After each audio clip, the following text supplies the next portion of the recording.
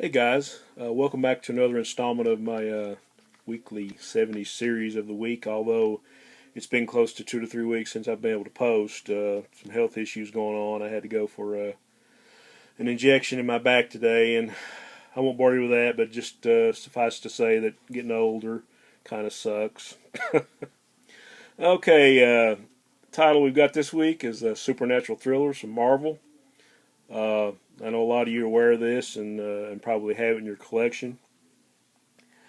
And I've been going back and I've this series that I'm doing. I'm going back and giving them a reread, and because a lot of times it's been so long since I've read these books that I'm kind of why is this in my collection? Other than the obvious, the covers are great, or well, in this case, the first issue is a picture frame, so you guys that knows me knows that this would be in my collection. Uh, I think the first few stories in here are actually based on like little short stories or novels by established sci-fi and mystery and fantasy and horror writers. This first one is a well-known story by Theodore Sturgeon. It, the Thing That Couldn't Die. Of course, first thing you have is, well, to me, it's a 20 center, it's a picture frame cover, and you have Jim Steranko on the cover art. And that alone is worth buying the book, but it's a great story. I think the Roy Thomas adapted the script and got some beautiful, beautiful art from Marie Severin and Frank Giacoia. I think Monster Maniac might have done a review on this title, or at least a few of these books before. I think he's a big fan of this title, or at least some of these books. So shout out to Chris. And this first issue was actually reprinted, and there was like a little short-lived black and white Marvel magazine called Masters of Terror. There's only 2 issues, and I think they used this for the cover image on that one also. But like I say, just a great story, great cover, really cool adaptation. I've got a couple copies of this one. They're not really super high grade. They're probably what I would call maybe a fine plus. There's some dings in them here and there. This one's not perfectly centered, but overall some decent copies. One of them. The second one, it's got a date stamp, which I don't mind at all. I think it adds a little charm. I actually kind of love date stamps. This one's in pretty decent shape. Got a couple little color breaks right at the top, and maybe one at the bottom there, I think. The lighting is terrible in this room. The room is kind of chopped up and there's lights everywhere, so it's really hard to get someplace where there's not a glare. But anyway, just a gorgeous cover. Really nice art on the inside. Number 2, adapted from H.G. Wells' story, The Invisible Man. Another Steranko cover. And this was actually, they used this image for Masters of Terror 2. The other issue of that black and white magazine.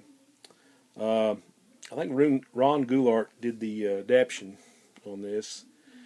And on the art, you have Dan Atkins on the layouts, and Val Merrick, who I think is another unsung artist from the 70s, did the pencils, and then Atkins went back and did the inks.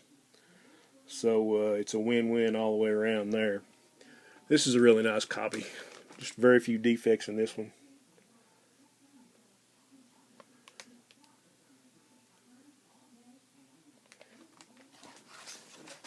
Okay. I'm sure a lot of you have seen this cover. This is one of my favorites, especially Gil Kane's Valley of the Worm. It's a Robert E. Howard adaptation. But just great, great cover. I just can't look at this enough. It's one of those books that I just always loved. But this cover is like, what I would call especially striking. Got 2 pretty good copies of this one. Cool thing is you got Gil Kane on the interior art along with Ernie Chan on the inks. So I think Roy Thomas and Jerry Conway actually did the adaptation on the script. A really cool book.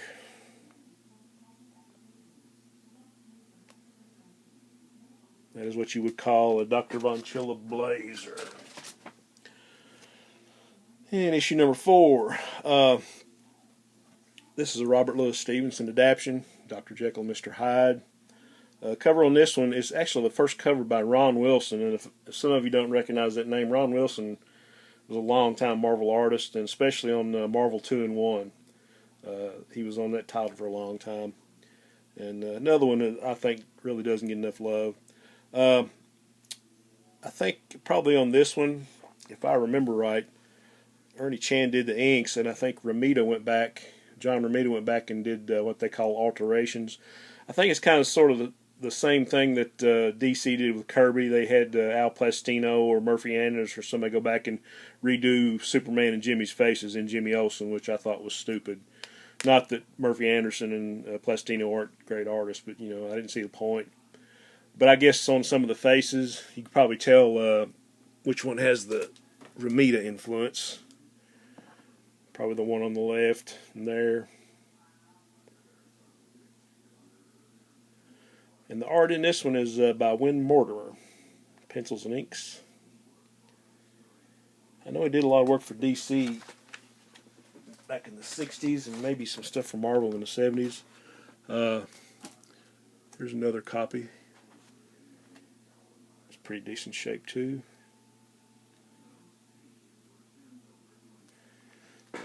Okay, I guess this is kind of a bronze key. Excuse me, this is Supernatural Thrillers number 5, first appearance of a living mummy. Nakantu, I guess you pronounce his name. Another one with, it's got a little date stamp there next to the head. I think Rich Buckler and Frank Giacoya did the art on this, and I think you had more, I think John Romita did an alteration on the woman. Apparently it wasn't up to what they wanted, so you got a Romita face on the damsel in distress there. This is really, I thought this was a great character.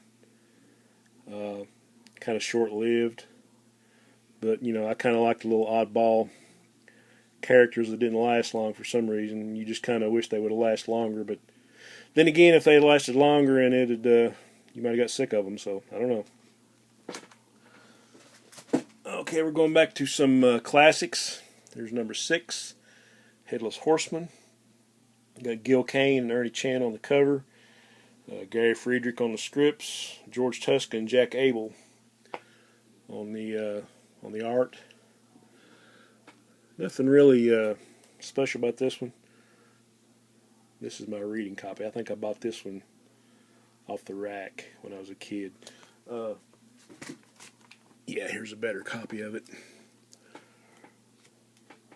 Really cool cover though. Another Gil Kane. Okay, number 7. More back to Living Mummy.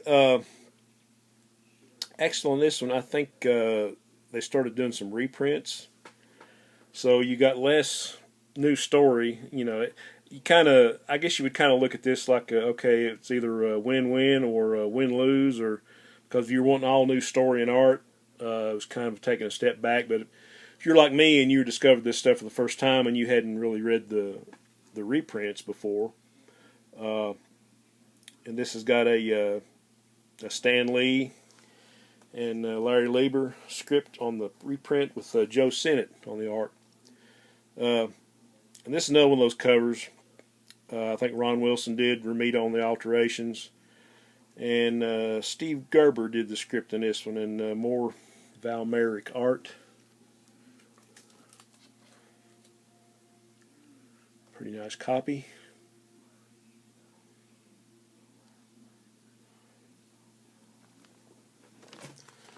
Okay, another copy. Number 7.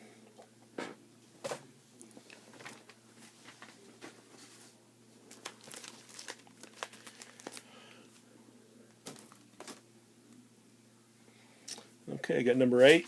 Another great looking cover. This was actually done by Larry Lieber and Tom Palmer. And there's some characters in here. and I guess there's a thing called the Scarlet Scarab, and a character called Dan the Warrior, and Garrett the Wizard, and all that for you, I guess, older fans, is a tribute to the original Blue Beetle, Dan Garrett. Uh, if any of you read the stuff before the Ted Core Blue Beetle came along. But I got some scripts by Tony Isabella. Got Val Merrick on the pencils and inks. And you got a reprint from Amazing Adult Fantasy 13, Stan Lee and Steve Ditko. The Little Gypsy Tea Room. Cool little story. I always love those little Ditko 4 to 8 pagers. Like I say, it was either depending on how you were looking at comics. If you were buying them new and you were looking to get new story and art, you were kind of getting shortchanged. But if you hadn't read the earlier stories, kind of a bonus. Now this, even though I love the covers of number 1 and number 3, this is my all-time favorite. I had a cousin that had like an old steamer trunk full of old comics, and I remember seeing this, and I really wasn't into Marvel then. But this cover always caught my eye, and I'd always read it. You know, I wouldn't want to trade for it because I was into DC and all that. But I always remember that cover, and a couple years later, I got a couple nice copies. But that's just a great cover by Gil Kane and Al Milgrom. More Tony Isabella on the scripts, Val Merrick and Dan Atkins on the inks. Another reprint from Stan Lee and Steve Ditko, The Secret of the Universe. But yeah, I just absolutely love this cover. The underwater thing, the mummy breaking free. Thuggy One just put up a video recently that showed some mummy covers, and I think yeah, maybe you had 1 or 2 supernatural thrillers in there, but this was always my favorite cover of the run.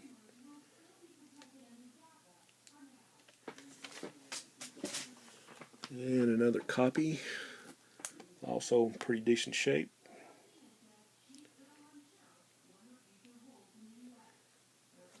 Okay, number 10. More Gil Kane. I think Al Milgrom probably inked this one too.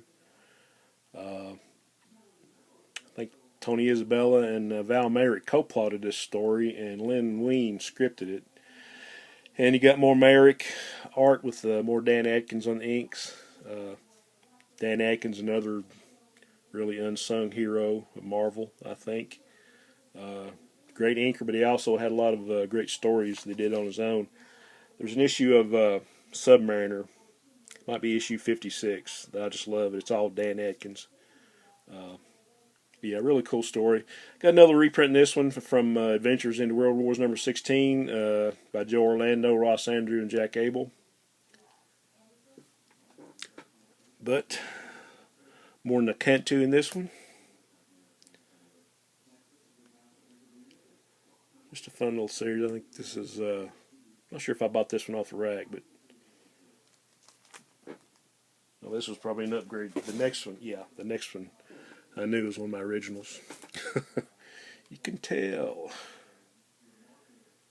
I think my mom actually tried to put this in a yard sale once. It's probably why she marked out the 2 on the price. But anyway, number 11. Really love this cover. This is a Frank Bruner Blazer.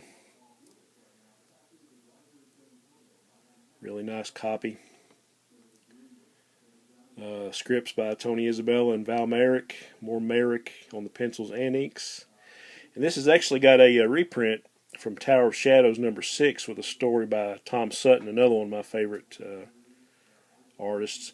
I got some Charlton comics come in. It's kind of a Tom Sutton spotlight, I guess you could say, because I'm trying to get all of his Charlton appearances. But yeah, just an overall great package here. Number 12, another Gil Kane cover. I think Klaus Janson on the inks. More Living Mummy. You can always tell those poses with Gil Kane, especially the guy in the cape. That's a classic Gil Kane pose. Just beautiful cover. I think it's more Val Merrick art and probably Jansen. I think Jansen inked the interiors on this too. But nice little package. Number 13, more Gil Kane. I think Mike Esposito inked this one. More Tony Isabella and Val Merrick. I think they co-plotted and scripted 2 or 3 of these together. And Val Merrick on the pencils. And Dan Green, I think, on the inks. Another good inker for Marvel.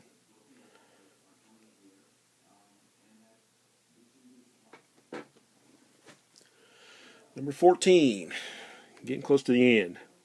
More Gil Kane and Tom Palmer. Another great cover.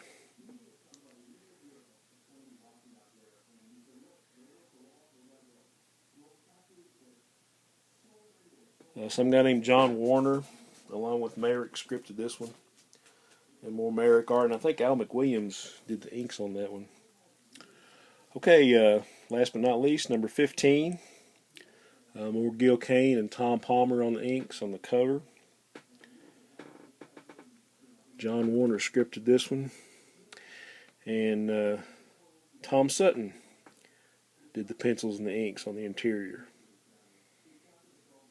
So from my viewpoint, definitely more bang for your buck. Last issue of Supernatural Thrillers, Living Mummy. All right, guys. Thanks for hanging around. I really had a ball. Had a ball rereading these, and also gives me an excuse to like rebag some of them, and the ones I want to keep in Mylar, I can do that too. But yeah, I appreciate you guys tuning in, and probably have a couple more videos for you this week. And as always, onward and upward.